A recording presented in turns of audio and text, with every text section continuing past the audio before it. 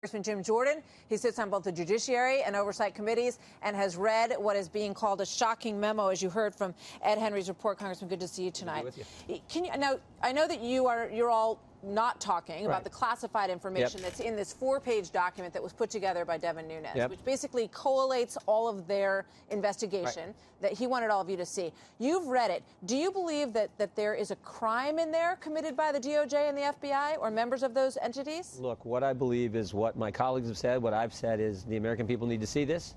We want the journalists in this great country to see this, but mostly we want the American people to understand what the FBI did, how wrong it was. And again, we're not allowed to talk about it, but the last point Ed made is right on target. The committee can meet today, can meet tomorrow. If a majority of the committee votes to release this, it goes to the White House. The White House can say thumbs up or thumbs down. My guess is they're going to say thumbs up.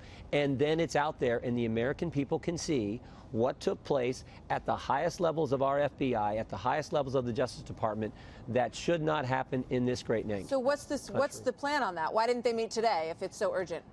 Look, I'm for pushing for it. I give the Chairman Nunes a lot of credit. He has pushed hard. He's the one who put this memo together. We called for it a week and a half ago. Congressman Meadows and I and others said, make this available to Congress so we can see it. And then we think once we see it, that there will be such a demand, such an outcry for this to go public, that it'll go public. So I think that's building. Has been made to Watergate, which was a scandal, an election scandal of digging into another campaign. Okay.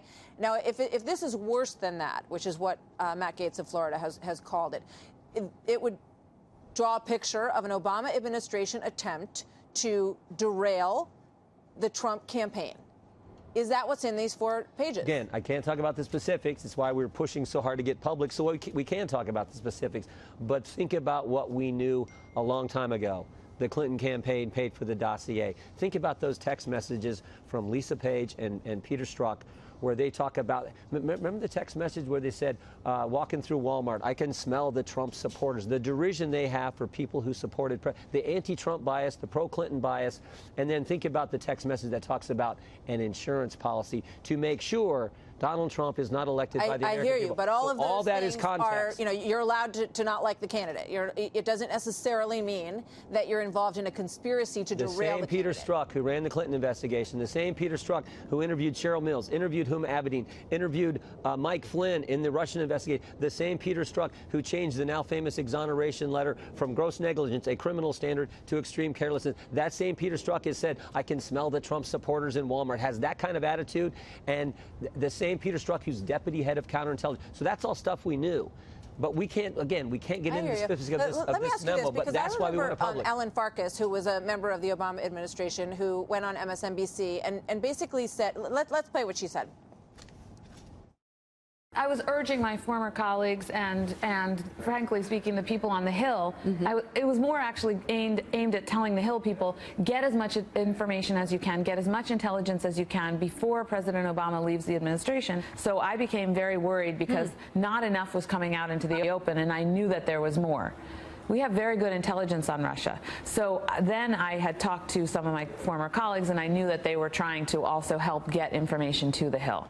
All right, so their argument was that they had uncovered this collusion that we've been talking about forever between the Trump campaign and Russia, and that they were so concerned with what they had found, and we know that they had lowered the bar for classified information so a lot more people could get their hands on it. They admitted as much in the New York Times article and in that interview. So they wanted to be sure that those tea leaves were still out there when they left so that it wouldn't get dropped. So they unmasked a bunch of names. Is that part of what we're talking about here? Again, I can't get into specifics, Martha, but they unmasked a bunch of names. We do know that happened. We do know what Chuck Schumer said. Chuck Schumer said, if you go against the intelligence committee, almost sending a threat to the president-elect of the United States, if you go against the intelligence committee, they have 6 ways of Sunday to getting back at you. So we know that statement was made. We know the unmasking was done. And what do we also know? To date, not one bit of evidence which shows any coordination between the Trump campaign and Russia to influence the election. But what we do know is the Clinton campaign paid the law firm who paid Fusion, who paid Christopher Steele, the author of the dossier, and Christopher Steele did what? Paid Russians for that information to accomplish what goal? Influence the election. That's the great irony here. So those are things we do know. When this memo goes public, I think it'll provide an even bigger and better picture for the American people to see how the FBI did what they did and how wrong it was. Do you have all of the Republican members on the committee in favor of releasing the document? That was the vote yesterday, or excuse me, yesterday morning, to make it available to members of Congress. Right. It was a partisan line vote, party line vote.